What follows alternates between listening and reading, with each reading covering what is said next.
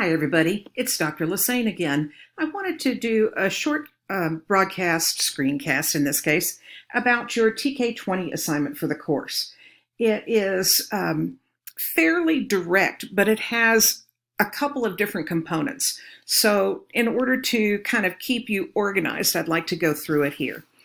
The first thing you're going to do is create a list of 20 frequently banned or challenged books. Half of the book should be for young readers, that's pre-K through 5th grade, and half for young adult readers, 6th through 12th grade.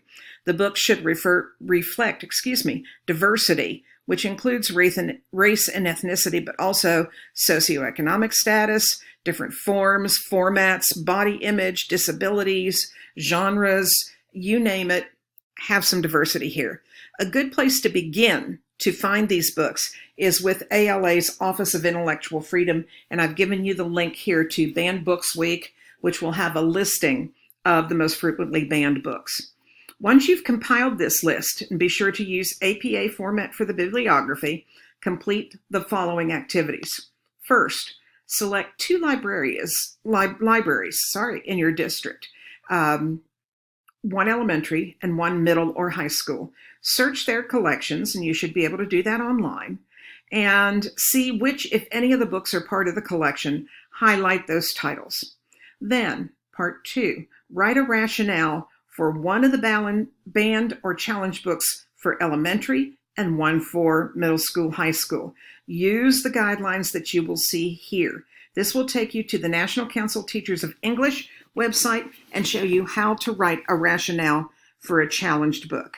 So write your rationale and then talk a little bit about a reading promotion that you might do for each of the books.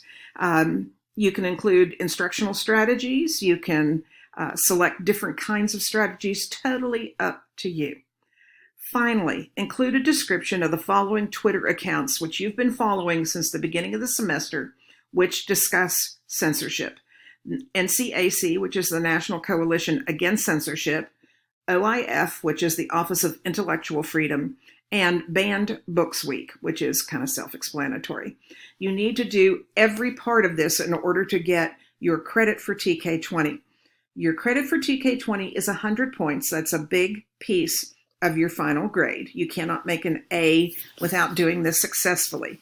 When you go to submit it, you will click on a link and it will ask you to submit it to Tk20. It is important that it goes in. It is important that I be able to open the files when I go in there as well. So take care when submitting this assignment.